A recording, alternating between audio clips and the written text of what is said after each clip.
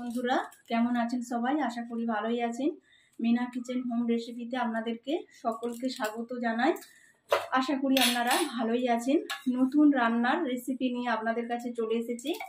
রেসিপির নাম হচ্ছে মসুর ডাল, ডাঁটা দিয়ে আলু দিয়ে মসুর ডাল। এখানে গ্যাসটা চালু করে দিয়েছি, কড়াটাও বসিয়ে দিয়েছি। কড়ার মধ্যে সর্ষের তেল, তেজপাতা, শুকনো লঙ্কা, 5 ফোড়ন পরিমাণ মতন দিয়ে দিলাম। একবারে মশলা কষে ডালটা বসানো হবে, মাংসর মতন একদম খেতে লাগবে ডালটা। দেখবেন আপনারা অবশ্যই বানাবেন। পেঁয়াজ কুচি 1 চামচ, রসুন বাটা, আদা বাটা 1 চামচ, হলুদ গুঁড়ো 1 চামচ।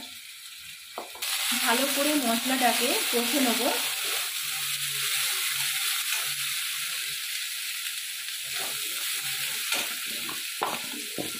আলুটা কেটে ভালো করে জল ঝরিয়ে রেখেছিলাম, আলুটাও দিয়ে দিলাম। টমেটো কুচিগুলো দিয়ে দিলাম।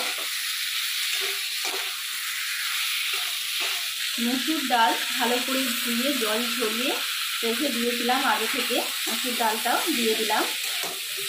সব রকম দিয়ে ভালো করে কষে নেব। ডাঁটাটাও কেটে ভালো করে ধুয়ে রেখে দিয়েছিলাম, ডাঁটাটাও দিয়ে দিলাম। ভালো করে কষাটা হয়ে গেছে। পরিমাণ মতন জল দেবো, পরিমাণ মতন জল দিয়ে দিলাম। একবারে ডালটা কষিয়ে বসানো হচ্ছে। নুন দিয়ে দিলাম পরিমাণ মতন।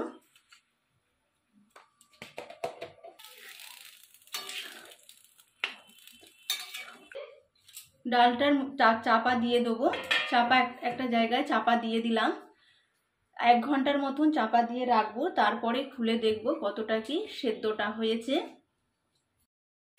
ডাঁটা দিয়ে আলু দিয়ে মসুর ডাল যে চাপা দিয়ে রেখেছিলাম, খুলে দেখবো কতটা কি সেদ্ধটা হয়েছে। এই দেখুন কত সুন্দর সেদ্ধ হয়ে গেছে একদম। এটা বেশি জল দেবো না, এরকম চাপচাপই থাকবে, খেতে আরো সুন্দর লাগবে একদম। ডালটা হয়েও গেছে। সামান্য জিরে গুঁড়ো উপর থেকে ছড়িয়ে দিলাম।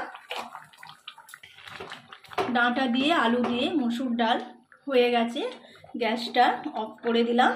একটা জায়গার মধ্যে ঢেলে আপনাদেরকে দেখাবো। ডাঁটা দিয়ে আলু দিয়ে মসুর ডাল চাপচাপ হয়ে গেছে। একটা জায়গার মধ্যে ঢেলে দিয়েছি। দেখুন আপনারা এইভাবেই বানাবেন, দারুণ খেতে লাগে। গন্ধও বেরিয়েছে খুব সুন্দর একদম। ভালো লাগলে অবশ্যই লাইক কমেন্ট করে জানাবেন। মিনা কিচেন হোম রেসিপিতে আজ এই পর্যন্তই। ভালো থাকবেন, সুস্থ থাকবেন, সাবধানে থাকবেন। নমস্কার।